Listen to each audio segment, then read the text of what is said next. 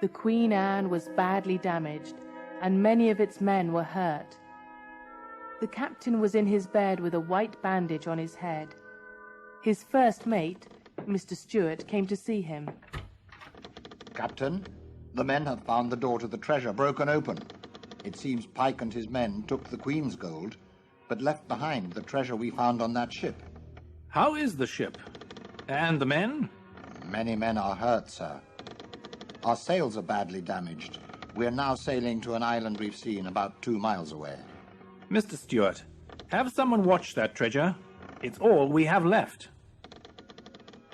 The Queen Anne moved very slowly with all of its sails pulled down. The men were sitting or standing quietly along the deck as the ship anchored, a half-mile from the beach. They were tired and hurt from the fight with the pirates. The sun was shining and the island looked beautiful, but the men were not interested. The captain came up on deck and began ordering the men. Lower the boats! I'm going to the island to see if we can get something to fix these sails. I want to take that treasure with us. We don't know what we'll have to give them.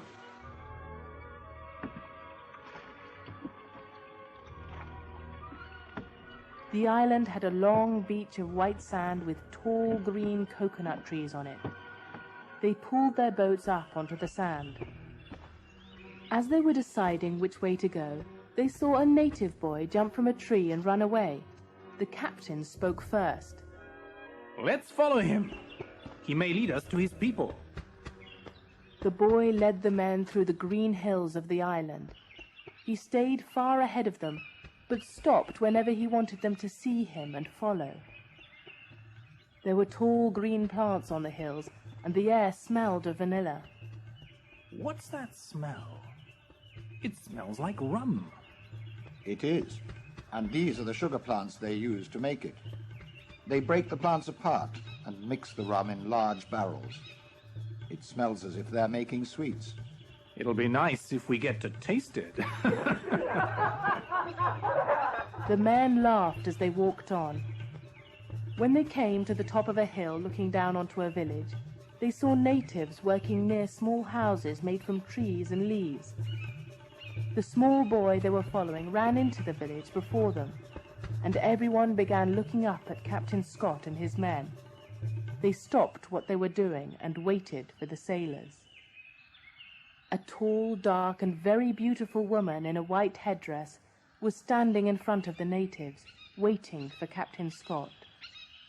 She had large, dark eyes, and she wore a gold necklace with a green stone, just like the one in the picture on Blackbeard's ship. Her name was Queen Aliana, and she was the Queen of Rum Island. The sailors put Blackbeard's treasure down behind Captain Scott when he went to meet the Queen. I am Captain Scott of the Queen Anne from England. We've come here to trade our gold for anything you may have to offer, but we also have a problem. Our ship is badly damaged. We need to fix our sails. Welcome, Captain. I am Queen Aliana, and this is Rum Island. Come and sit with us and show us what you have brought. The sailors sat in a circle around the treasure chest. Captain Scott sat next to Queen Aliana, and all the men were offered a cup of the island's rum. When Captain Scott opened the chest and showed the Queen the shining treasure of jewels and gold, her eyes widened and she stood up. Where did you get that? It's not really ours. It's something we found on an empty ship at sea. Our gold... Take it away. We do not want it here. It is cursed. The man who owns it must have it back. You must take it back to where you found it. The Queen waved her hand. All of the natives left and went inside their houses, leaving Captain Scott and his men alone.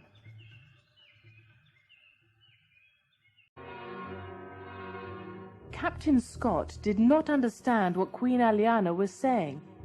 He asked Mr. Stewart, What do you think the Queen meant by saying the treasure was cursed? Sir, these islanders have a lot of strange beliefs. I think we should listen to what they say and leave the island. But we can't leave without new sails. Surely they can help us there. What do you suggest we do? I'm going to have a talk with her. You go and look after the men. The captain knocked on Queen Aliana's door, then opened it. The queen was sitting in a large chair with her eyes closed. She opened them when the captain spoke. Excuse me, Queen Aliana, but I would like to talk to you. She did not say anything. I don't know why that treasure made you so angry, but our ship... The queen raised her hand to stop the captain from talking. She stood up and walked to one of the walls of the room. She took a picture from it. It was a picture of the same woman in Blackbeard's cabin. Without her headpiece on, Queen Aliana looked exactly like her. She gave the picture to Captain Scott to look at. It's a beautiful picture of you. It's not me, Captain.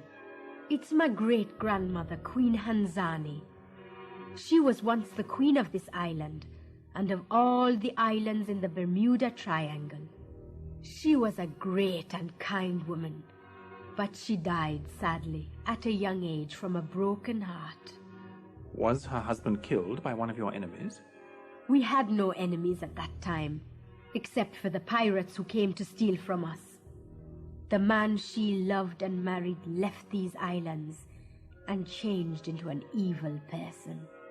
Does this have something to do with you not wanting the treasure we showed you? Captain, sit down, and I will tell you a story.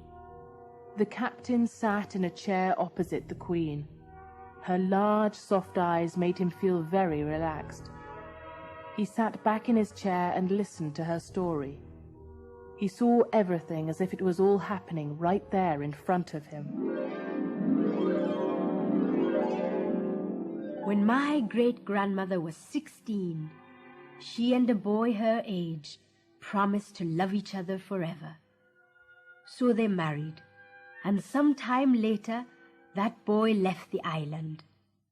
He said he was going to sail around the world and bring back all of the things which would make their life together perfect and happy. While he was gone, pirates attacked the island. They killed Queen Hanzani's parents and stole everything they had. Many people died because they had no food. Queen Hanzani found a way to make rum from the sugar plants so they could trade it with others for food. She made the island strong, and soon all of the people from all of the islands in this triangle began working together so that the pirates would never do such a thing again. Everyone knew the queen did this so her true love would have a home to return to.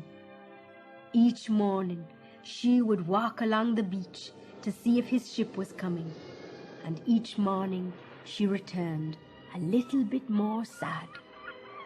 When he finally returned, it was awful. He returned as a pirate with a chest full of stolen treasure. He wanted to give it to Queen Hanzani and take her away from the island to live with other rich kings and queens. She was furious. Pirates killed my parents, and now you want me to touch stolen treasure. But I did this for you, to make you happy. Throw it into the ocean and live as we do, and I will be happy. Throw it into the ocean? After all the years I spent getting this, I was almost killed many times. If this treasure means more to you than I do, you keep your treasure. The queen left him, and in anger he sailed from the island. There was a terrible storm. We call it the storm with the large face. The clouds were so large that they looked like the face of a man blowing onto the sea. The pirate ship was destroyed, and now a ghost ship travels these waters with Blackbeard's ghost on it, watching the treasure he thought more important than love. My great-grandmother died in her sleep that same night. I wear this necklace to remember her. The pirate's ghost and his treasure are there to remind him, and anyone else who tries to take what is not theirs, that they will never be happy. You have that treasure, Captain, and you must take it from this island and put it back on that empty ship. Otherwise, you will never leave the Bermuda Triangle alive.